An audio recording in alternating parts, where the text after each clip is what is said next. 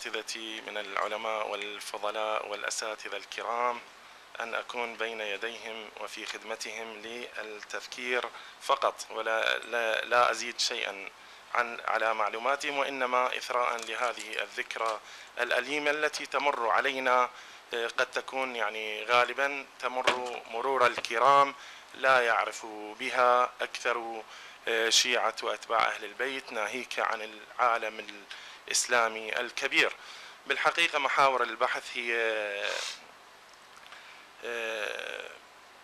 في البداية المحور الأول هو مقام أبو طالب عليه السلام في المدرستين وعند الفريقين، وما يدل على إسلامه وإيمانه سلام الله عليه. بالحقيقة أخذت بعض العينات للأحاديث عند السنة والشيعة التي تذكر أبا طالب عليه السلام، منها ما روي في البحار قال: لم يزل رسول الله صلى الله عليه وآله ممنوعا من الأذى بمكة حتى توفي أبو طالب، فنبت به مكة ولم يستقر له بها دعوة، حتى جاءه جبريل عليه السلام فقال: إن الله يقرئك السلام ويقول لك اخرج من مكة فقد مات ناصرك. ثم أقبل على الناس أي النبي صلى الله عليه وآله وقال: أما والله لأشفعن لعمي شفاعة يعجب لها أهل الثقلين.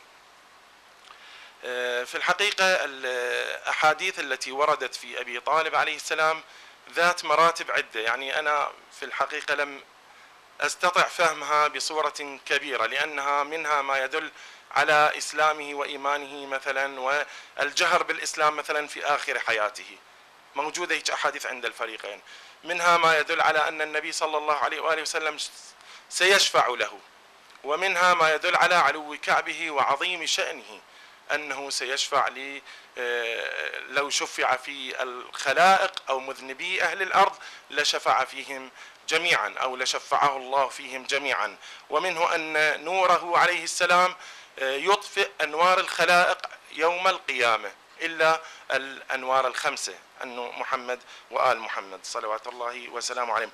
إذن هذه المراتب يعني أذكر أو أوصي أنه تدرس وتهضم هذه المراتب للجمع بينها والخروج بفائدة. قد يكون أنه لأبي طالب عليه السلام مرتبة عظيمة، ولكن لشفاعة النبي صلى الله عليه وآله وسلم ولعظيم إحسانه إليه وعظيم نصره وكفالته ومن الأمور المعروفة لدى الجميع أنه قد يكون شفاعته تعطيه أكثر من استحقاقه، يعني فقط هذه قد يكون أنه أنبه عليها.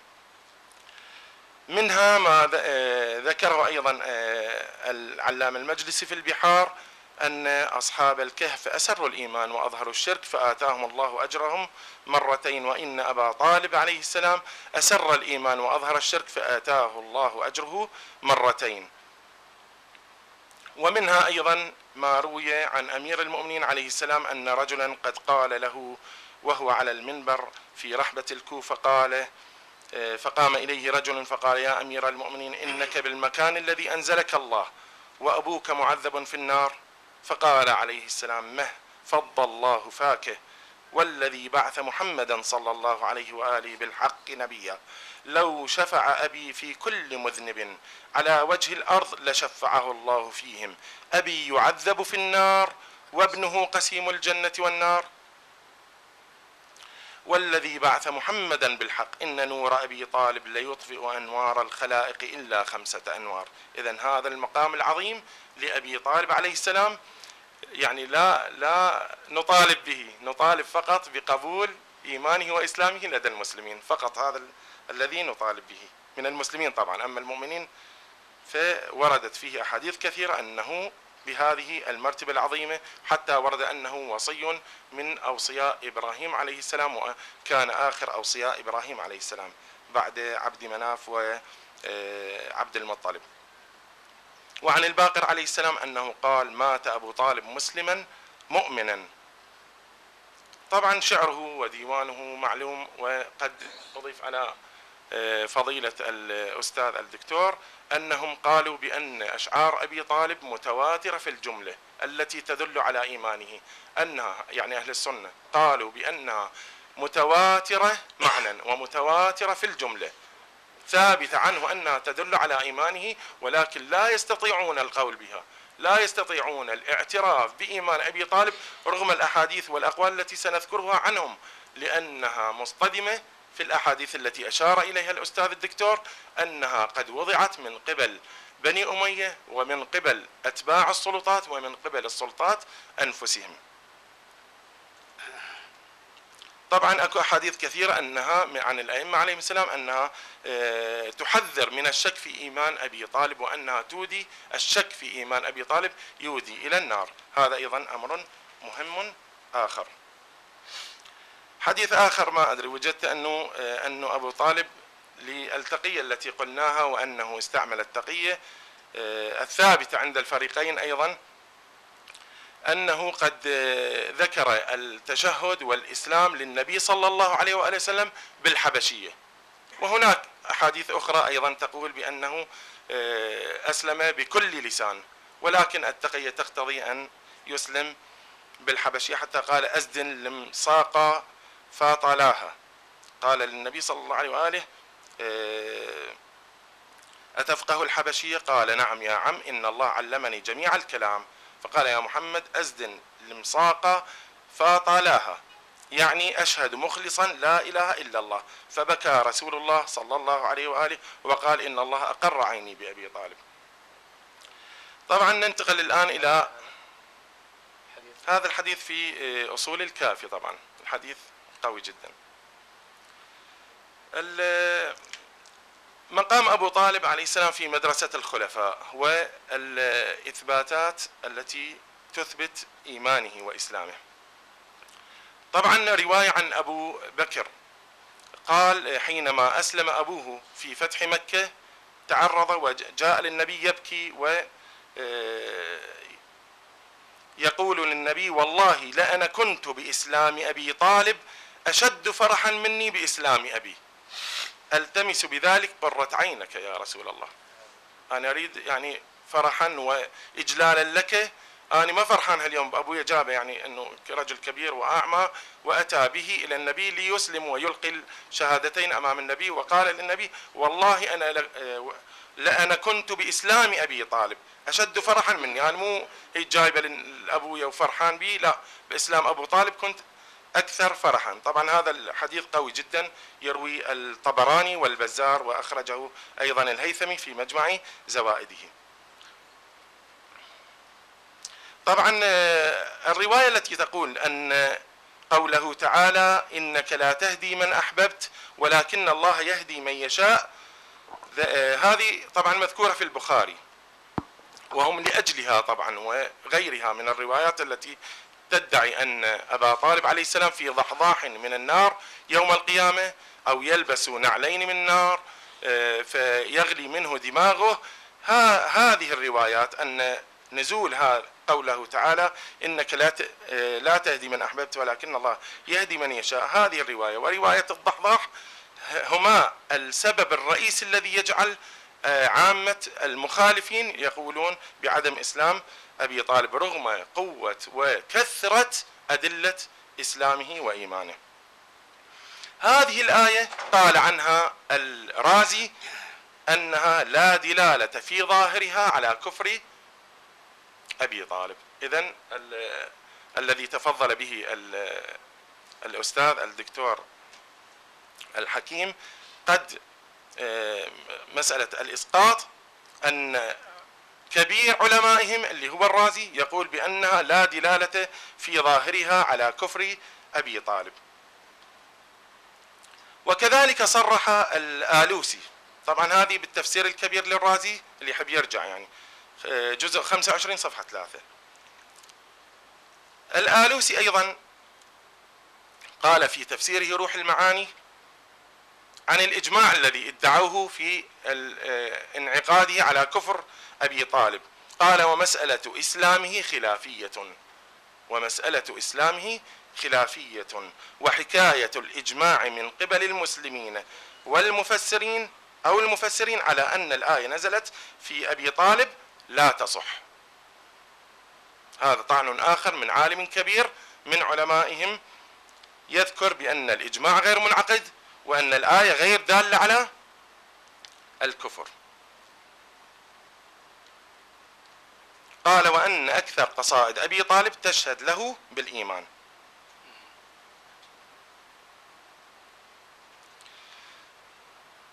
طبعا روى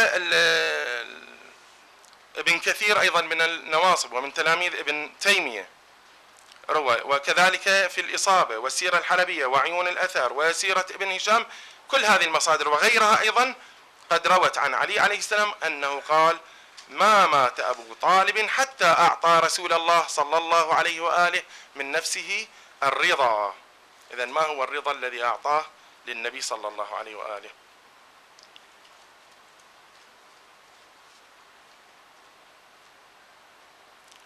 والرواية التي ذكرها الأستاذ الفاضل عن علي عليه السلام أنه قال أخبرت رسول الله صلى الله عليه وآله بموت أبي طالب فبكى ثم قال، طبعا أكو رواية فبكى شديدا بس على نحو العجلة ما استطعت أن أخرجها من مصادرها، ثم قال اذهب فاغسله وكفنه وواره غفر الله له ورحمه. لماذا يستغفر رسول الله لمشرك؟ هل هذا جائز في الإسلام؟ طبعا هذه الرواية أخرجها ابن سعد في الطبقات، والعلامة العيني في عمدة القاري شرح البخاري، والسيوطي كذلك في الدر المنثور تفسيره الدر المنثور في التفسير بالمنثور، ونسبه ابن سعد نسبه لابن سعد وابن عساكر، وذكرها طبعا الشوكاني في فتح القدير والآلوسي في تفسيره. رواية أخرى في وفاة أبي طالب عليه السلام أيضا لطيفة جدا وقوية جدا وصحيحة، أنها صححها الألباني الذي هو كبير الوهابية في الوقت الحاضر. قال عن علي قال لما توفي أبو طالب أتيت النبي صلى الله عليه وآله فقلت إن عمك الشيخ، طبعا أكو روايات تقول الضال، هذه الرواية موضوعة حتى اعتراف الألباني أنه تفرد بها أحمد أو النسائي، يعني بعض الروايات تضيف على بعض الروايات بعض الرواة لبعض الطرق تضيف الضال حتى تكفر أبا طالب. إن عمك الشيخ قد مات فمن يواريه، هذه طبعا تدللنا دلالة صريحة على التقية التي كانت المكثفة التي كانوا يستعملها النبي صلى الله عليه وآله وأهل البيت لإخفاء إيمان وإسلام أبي طالب عليه السلام. فمن يواريه، ما قال له تعال دفنه أو أنا دفنه أو نخليه أحد يدفنه بلا حسن أو قدام الناس ما نتدخل بالقضية. فمن يواريه؟ قال اذهب فواره ثم لا تحدث شيئا حتى تأتيني. قال فواريته ثم أتيته.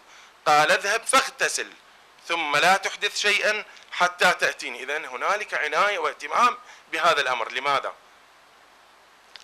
قال فاغتسلت ثم أتيته. قال فدعا لي بدعوات ما يسرني أن لي بها حمر النعم وسودها. إذن الإمام سلام الله عليه كأنه أنقذ النبي صلى الله عليه وآله وسلم من أمر عظيم يريد أن لا يكشف، فدعا له بتلك الدعوات العظيمة التي ما يسرني أن لي بها حمر النعم وسودها. وكذلك أكو رواية أخرى على الأرض وما فيها، ما على الأرض وما فيها، ما يسرني أن لي ما على الأرض وما فيها. هذه الروايتين طبعا عندهم وصحيحة السند، أخرجها أحمد في مسنده، أبو داود والنسائي في سننهم، والبيهقي في سننه الكبرى، وإسنادها صحيح، وصححها الألباني في أحكام الجنائز. هذا الألباني طبعا من أشد الوهابية في الوقت القريب من الحرب القريب. الرواية الأخرى أيضا أن النبي صلى الله عليه وآله عارض جنازة عمه أبي طالب عليه السلام فقال وصلتك رحم وجزيت خيرا يا عم. أخرجه أيضا المتقي الهندي في كنز عمواله عن ابن ماجه وتمام وابن عساكر في تاريخ دمشق. وروى المتقي الهندي أيضا في كنز عماله عن ابن سعد وابن عساكر أن العباس سأل النبي صلى الله عليه وآله فقال: ما ترجو لأبي طالب؟ قال: كل الخير أرجو من ربي، كل الخير أو كل الخير أرجو من ربي. وروى المتقي الهندي أيضا عن ابن عساكر قول النبي صلى الله عليه وآله: إن لأبي طالب عندي رحما سأبلها ببلالها. هذا المقام أو المرتبة اللي قلنا أنه النبي صلى الله عليه وآله يكون يعني يشفع لأبي طالب شفاعة عظيمة ويظهر بمظهر عظيم يوم القيامة لإخفاء إيمانه وعظم ما فعله مع النبي صلى الله عليه وآله وسلم وخدم به الإسلام وأهله. طبعا شهادة العباس أيضا يروها لأن النبي صلى الله عليه وآله حينما يسأل أبا طالب التشهد وإبراز التشهد أمام الناس قبل أن يموت، فقالوا فأن العباس وضع أذنه عند فم أبي طالب فسمعه يقول الكلمة التي طلبها منه النبي، فذهب يهرول خلف النبي ويقول: أنني سمعته يقول ما طلبته منه. بالله كررها هذه، سمعته يقول ما طلبته منه، يعني النبي سمعته يردد لا إله إلا الله وسمعته يقول ما طلبته منه. هم طبعا يردون هذه الرواية، يقولون أنه العباس كان كافر في ذلك الوقت فلا تقبل شهادته. ما أدري هسه بالنسبة للشهادة أنه هي مو شهادة قضية كافر ومسلم وأنه خبر، ونثبت أن هم أيضا يقولون بإسلام العباس في وكان يتقي، وإذا وسع المجال نذكر أنه بني هاشم كلهم قد أسلموا إلا ما ندر اللي هو أبو لهب وغيره من الشخصيات الواضحة الكفر. أما الباقين فكلهم قد أخفوا إيمانهم وأخفوا إسلامهم وبقوا في مكة ليراسلوا النبي بأخبار مكة. هذه أيضا من الأمور المهمة المذكورة عندهم ومسلمة عندهم.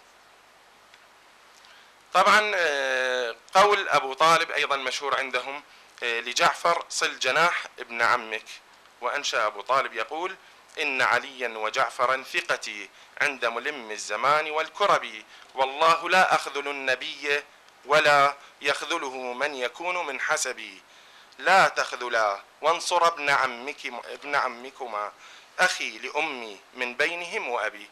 طبعا الوحيد اللي هو أبو طالب وعبد الله أبو النبي صلى الله عليه وآله شقيقه من الأب والأم. ففرح رسول الله صلى الله عليه وآله وسلم بذلك.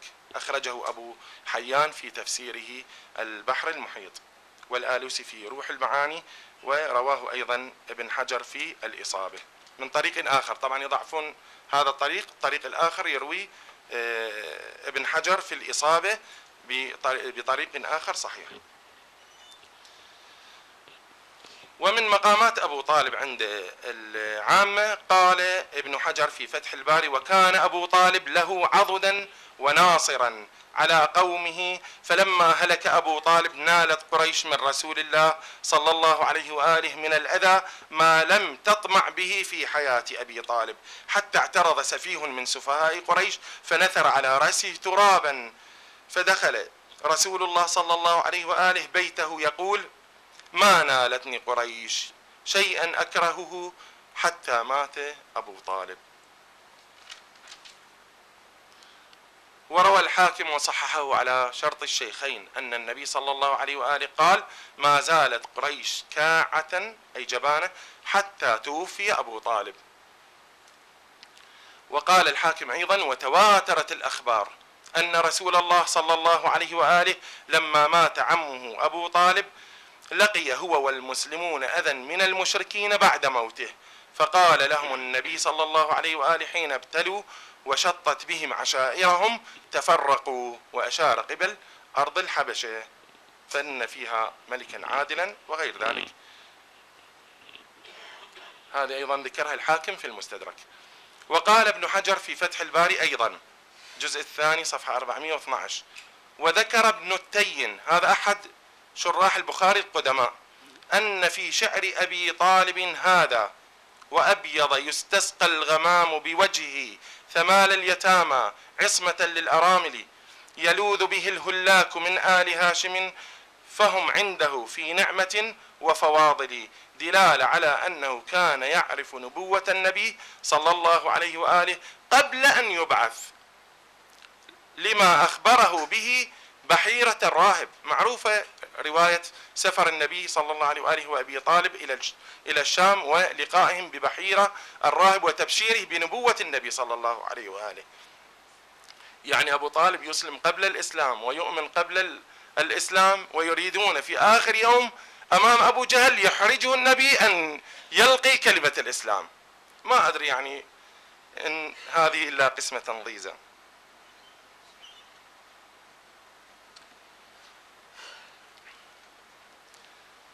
وهنالك رواية جدا مهمة يرويها ابن سعد، ينفرد بها طبعا، لا في كتب السنة ولا في كتب الشيعة، وجدتها فقط في الطبقات الكبرى لابن سعد، جزء 5 صفحة 93، عن ابن الحنفية محمد بن الحنفية رضوان الله عليه، قد ذكر يوم الجمل، فتكلم عن تكليف أمير المؤمنين له بحمل الراية وخوفه وتردده، فأخذها أمير المؤمنين سلام الله عليه وذهب يقاتل، وترك ابن الحنفية بعد أن يئس منه بتردده، فقال فذهبت لأقاتل فحملت يومئذ على رجل من أهل البصرة، فلما غشيته بديت وصلت له أرض كتلة، قال أنا على دين أبي طالب.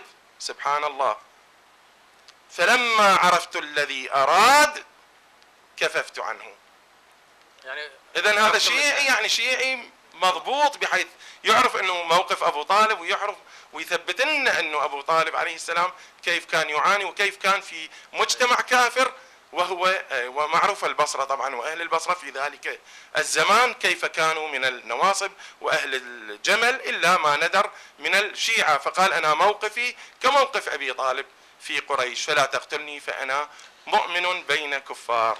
هذه يعني مسألة مهمة، وذهبت إلى سندها، طبعا سندها صحيح ثابت، رجالها رجال الشيخين بخاري ومسلم، فقط فطر بن خليفة أو كذا ثقة لا يروي عن البخاري ومسلم، ولكنه عندهم ثقة.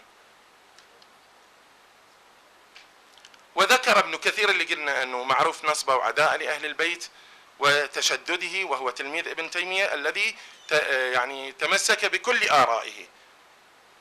في البداية والنهاية الجزء 3 54، وكان من أشد الناس عليه عمه أبو لهب وامرأته أم جميل، أروى بنت حرب ابن أمية، أم جميل أخت أبو سفيان. وخالفه في ذلك عمه أبو طالب، وكان رسول الله صلى الله عليه وآله أحب خلق الله إليه. شو يريد يقول؟ طبعا يقول بالطبع أنه يعني على الفطرة مالته أنه يحب، حتى يثبت أنه مو مؤمن، لم يؤمن به، دخل بقلب أبو طالب، فقال أن أبو طالب ترى خالف النبي، بس خالف ظاهرا. وكان رسول الله أحب خلق الله إليه طبعا، وكان يحنو عليه ويحسن إليه ويدافع عنه ويحامي ويخالف قومه في ذلك. كل هذا ما يشفع لأبو طالب، دخلوا القلب ولقوه أنه طبعا الله فطره على هذا الطبع، وأنه يحب رسول الله صلى الله عليه وآله، ولكنه لا يجب أن لا يؤمن به، مع أنه على دينهم وعلى خلتهم. عجيب. إلا أن الله تعالى قد امتحن قلبه بحبه حبا طبعيا لا شرعيا. نريد دليل من ابن كثير على هذا الكلام المخالف للظاهر.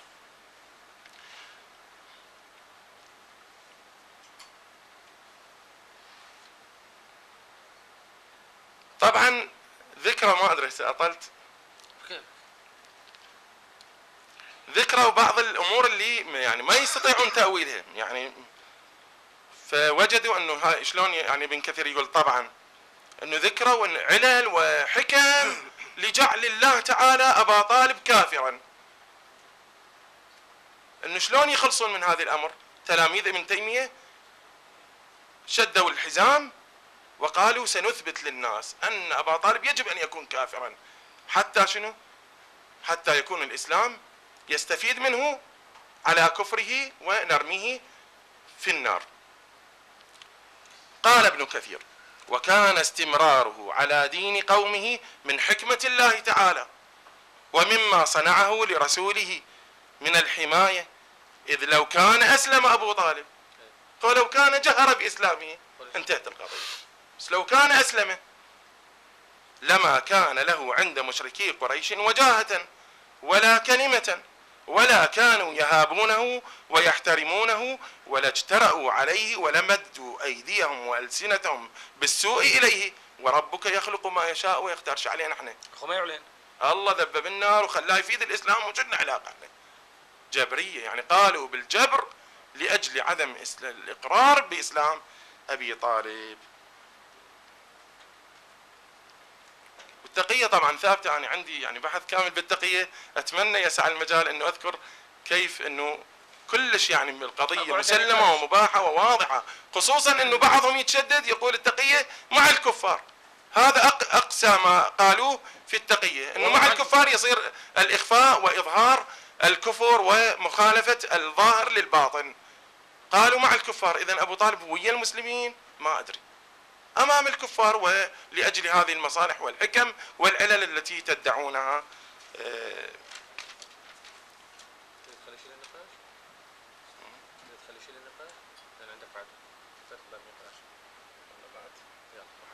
حاول أن تختصر. زين. الحلبي ذكر بسيرته أيضا لتلميذ آخر من تلاميذ ابن تيمية اللي هو ابن القيم. طبعا هو ابن القيم خليفة ابن تيمية، يعني أقوى وعندهم من ابن كثير، حتى يسمونه أنه شيخ الإسلام. قال في الهدي، يعني ابن القيم: وكان من حكمة أحكم الحاكمين بقاؤه على دين قومه، لما في ذلك من المصالح التي تبدو لمن تأملها، أي وكذا أقرباؤه وبنو عمه، تأخر إسلام من أسلم منهم. إذن القضية مو أبو طالب، الطعن في كل أهل البيت وكل قرابة النبي وعلي، ولكن المصداق الأبرز كان أبو طالب، أنه يجب أن يظلم كل من يدور في فلك علي والنبي صلى الله عليه وآله. يقول وكذا أقرباء وبنو عم، الله خلاهم يتأخرون بالإسلام أصلا، يصيرون من مسلمة الفتح حتى شنو؟ يستقيم أمر النبي وحمايته وخدمة الإسلام. وكذا أقرباؤه وبنو عمه، تأخر إسلام من أسلم منهم، ولو أسلم أبو طالب وبادر وبنو عمه إلى الإيمان به لقيل قرايب بعد ويردون يرفعون شأنه فآمنوا به. لقيل قوم أرادوا الفخر برجل منهم وتعصبوا له، فلما بادر إليه الأباعد وقاتلوا على حبه. ما أدري الأباعد شو وقت أسلموا قبل بني هاشم، وقاتلوا على حبه. إذن القتال صار بالمدينة، الكل معترفين بأن علي بن أبي طالب وجعفر وحتى العباس وكل بني هاشم عندي روايات أنه كانوا مسلمين ولكن أخفوا إسلامهم. إذن وين قاتلوا الناس ونصروا النبي وآمنوا به، بعدين آمنوا بني هاشم. ليش؟ حتى لا تصير أنه والله بالواسطة وأنه. ومنو قتل في بدر يعني؟ 5000 من الملائكة والجماعة اللي طلعوا بارزة؟ علي بن أبي طالب وحمزة وعبيدة بن الحارث، ثلاثة هم. والملائكة 5000 بس. يقول لقيله قوم أرادوا الفخر برجل منهم وتعصبوا له، فلما بادر إليه الأباعد وقاتلوا على حبه من كان منهم، حتى أن الشخص منهم يقتل أباه وأخاه. قام يمدح غير بني هاشم. وين قتله؟ شو وقت؟ علم أن ذلك إنما هو عن بصيرة صادقة. ترى أسلموا ورا الناس وقاتلوا ورا الناس حتى يثبت للناس صدق إيمان بني هاشم. ليش؟ إنما هو عن بصيرة صادقة ويقين ثابت، مو لأجل العصبية والقرابة ونقول في هذه التأويلات. طبعا عندي كثير من الردود على هذه الأمور ولكن لا يسع المجال.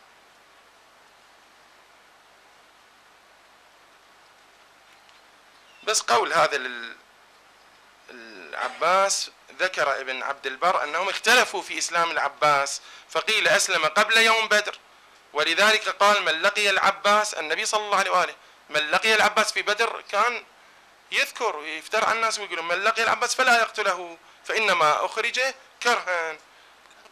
وعن ابن عباس أن رسول الله صلى الله عليه وآله قال يوم بدر إن أناسا من بني هاشم وغيرهم قد أخرجوا كرها أو كرها فلا حاجة لهم بقتالنا، فمن لقي منكم أحدا من بني هاشم فلا يقتلوا. إذن كل بني هاشم كانوا مو بس العباس وأسلموا قبل الناس. طبعا يذكرون تعريجا على كلام الأستاذ الفاضل أنه يذكرون أنه جعفر كان رقم 32 ورا 31 شخص أسلم، مع العلم الروايات صحيحة عدم هذه اللي تثبت أنه صل جناح ابن عمك.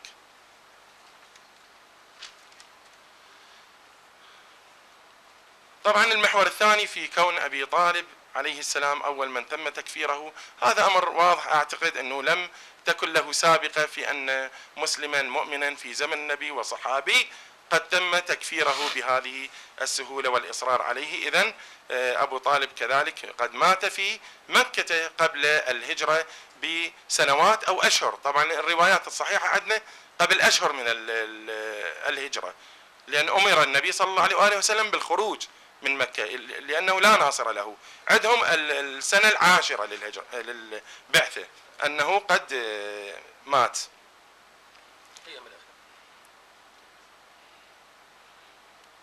فنتساءل في هذا المحور أنه هذا الإصرار وهذا الترويج لماذا؟ ما المصلحة فيه؟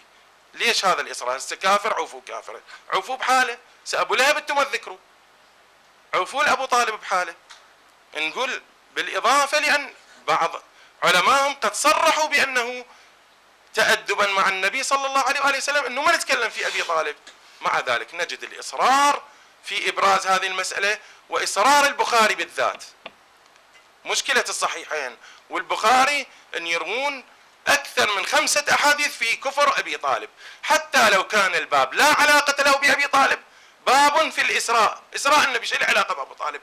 يذكر الضحضاح من النار ويذكر كفر أبو طالب ويذكر إنك لا تهدي من أحببت. ما أدري شنو علاقته، أبدا ما له علاقة. باب إسراء النبي ويذكر كفر أبو طالب، يصر على إبراز وإثبات كفر أبو طالب هذا الرجل اللي هو البخاري.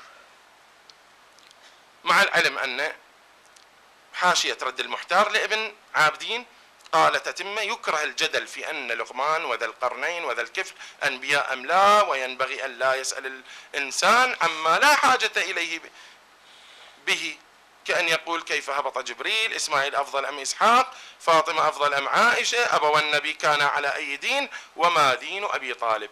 ينصون على أنه لا ينبغي من الكراهة الجدل في هذه المسألة، لا تظهرها أمام الناس، إلى غير ذلك مما لا تجب معرفته ولم يرد التكليف به. ما مكلفين بإثبات أبو طالب، ومقتضى الاحتياط أنه إذا آمن بهذه الأشعار وهذه الأحاديث الكثيرة أنه احتاطوا شوية، خافوا من الله وقولوا أنه إحنا ما نتكلم بهذا الأمر، أمره إلى الله، نكل أمره إلى الله.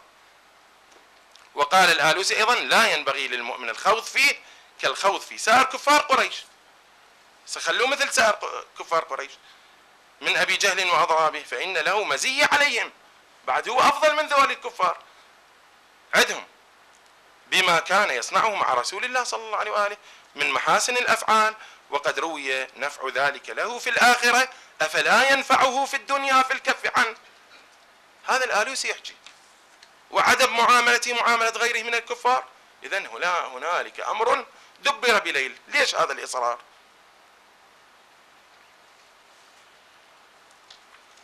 فالمحور الثالث ما أدري أطلنا شوية. لا ما أطلت، هي أصلا الجلسة إذا تريد تختم. لا والله هي الأسباب فقط. أسألكم الله يسلمك. فالأسباب اللي اجت ببالي يعني بس للتذكير فقط، أنه ليش هذا الإصرار على تكفير أبو طالب. هذا الإصرار كان في سلسلة افتراءات وإساءات لشخص النبي صلى الله عليه وآله وشخص أمير المؤمنين، بالتكفير والحط على كل من يحيط به ويلازمه ما أمكنهم ذلك. وكذلك تصوير النبي صلى الله عليه وآله وعلي عليه السلام بأنهما غير مؤثرين في أقرب الناس إليهم، هذا أمر مهم أيضا.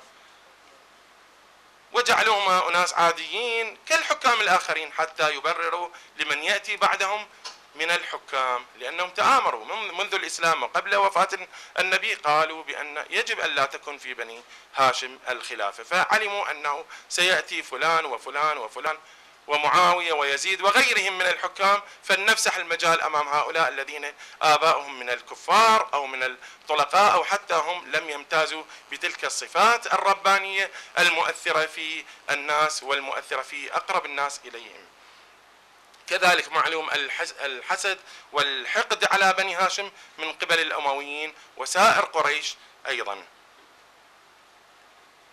وكذلك أمر مهم هو توجيه الأنظار لتكفير أبي طالب والإشغال به حتى شنو يبرزون ذلك التكفير، وأنهم يصرفون النظر عن أبي سفيان والأسود العنسي وطليحة وسجاح والدجال الذي هو عندهم حي يرزق في زمن النبي صلى الله عليه وآله وسلم وهو ابن صياد وغيره من الشخصيات وعمران بن حطان. هؤلاء كلهم يقولون حسن إسلامهم، ووحشي وغيرهم وهند، هؤلاء حسن إسلامهم، هؤلاء لا يجوز التعرض لهم، هؤلاء لا يجوز سبهم أو كذا أو كذا.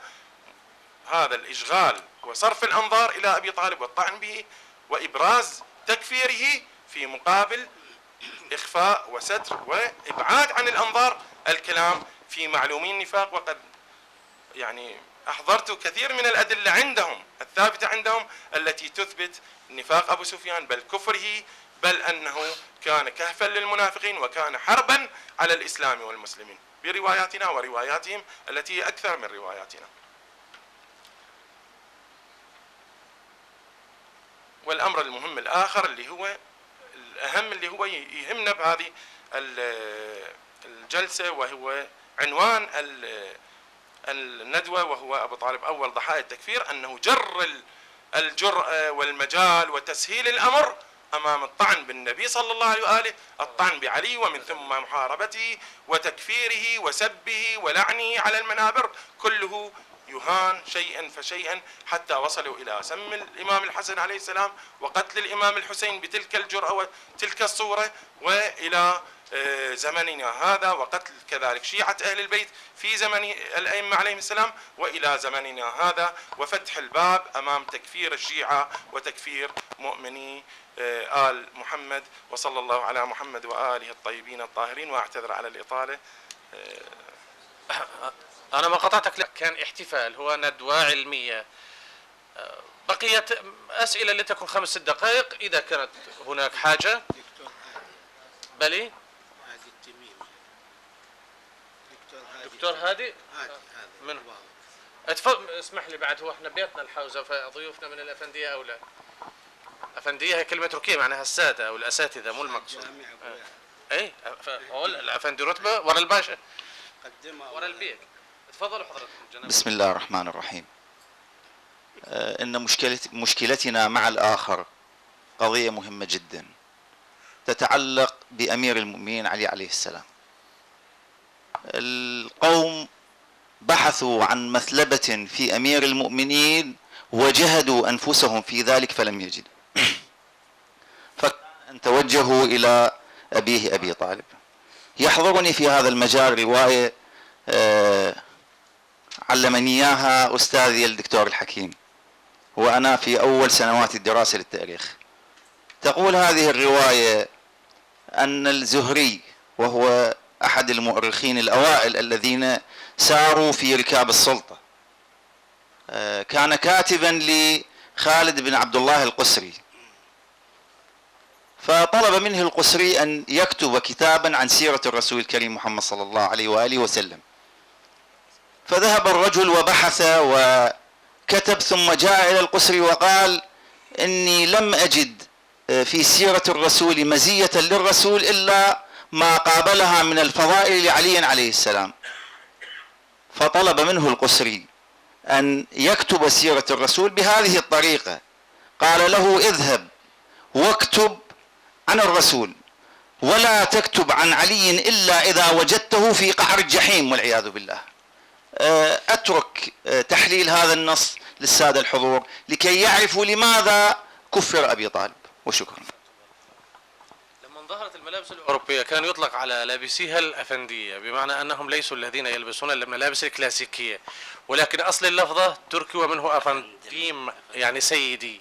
يعني هي سيد أصلها على اعتبار وخواجة أصلا أيضا أصلها سيد، يعني تطلع على اعتبار احنا العربان ونلبس ملابس الكلاسيكية، احنا عامة الناس، والأفندية يعني السادة، فما فيها.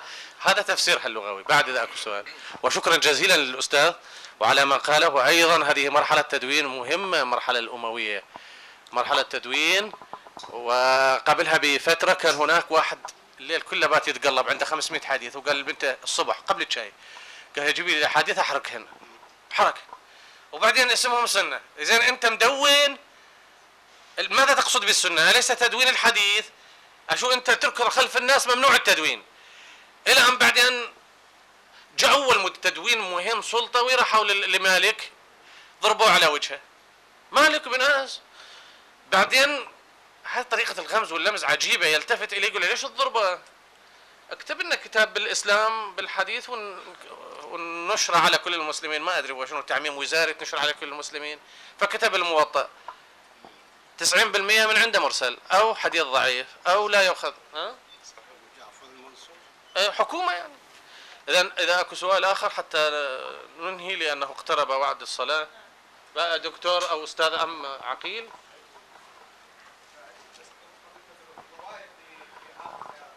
اي فيما يخص في وفاة أبي طالب صلوات الله على ابن عمه رسول الله صلى الله عليه وآله ورضي الله عنه، في قضية وفاته فمن يوارث؟ سؤال الإمام أمير المؤمنين. أنه من المعروف أن وفاة أبي طالب كانت في السنة العاشرة للبعثة، في المشهورة هكذا، ولربما كانت في حصار الشعب يعني قد يكون.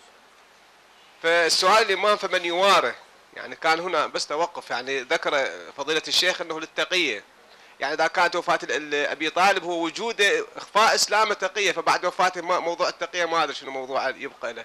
فلما لا نقول أنه شدة مزية إكرام لهذا الرجل، فتوقف الإمام أمير المؤمنين في دفنه إنما كان لأجل أنه قد لا يتقدم على النبي صلى الله عليه وسلم، هذا يتوقع هكذا. فكان هنا يعني بس هذه. شكرا. أحسنت بارك الله فيك. إذا ما دامت الحقيقة وصلتني أيضا ورقة أخرى، لكنه امرأة ماكو؟ انت العنصر النسوي. احكي تفضل. مقام. انا مو حبيت بس يعني تطرقون خلال الندوة الى زواج على ابو طالب من فاطمة بنت اسد، برغم انه كانت فاطمة نتحدث في اتهامه بالكفر تحديدا. بالضبط، هو هذا دليل انه كان ابو طالب مؤمن. فكان وردت آية بالقرآن انه ما يظل ولا تمسكوا بعصم الكوافر. بالضبط. فما تطرقت الى هذا الموضوع، يعني هذا يثبت انه كان أبو طالب مؤمن وليس كافر، كان فرق النبي. أحسنتم. تقول السيدة أن واحد من أدلة إيمان أبي طالب، وهو الحقيقة كنا في كل لحظة نتوقع أن يأتي به السادة، ولكنه غفلنا عنه فأدركته أنه لو كان كافرا لفرق النبي صلى الله عليه وآله وسلم بينه وبين زوجه المقطوع بإيمانها. بارك الله فيك. إذا أكو استدراك من هذا القبيل. إذن في ختام هذه الندوة المباركة نتقدم بشكر جزيل إلى حضورها، إلى الحضور عامة، وإلى الأساتذة الأفاضل وسماحة الشيخ الذي شارك في تقديمها، وكذلك الشكر موصول إلى سماحة السيد حسين الحكيم الذي أخذ على عاتقه إعادة بناء ما أعرضت عنه الناس، فوفقه الله لكل خير. وأتقدم بشكر جزيل لكل الحضور فردا فردا، وأعتذر مما قد يكون قد فاتني، والحمد لله رب العالمين، وصلى الله على محمد وآله الطيبين الطاهرين.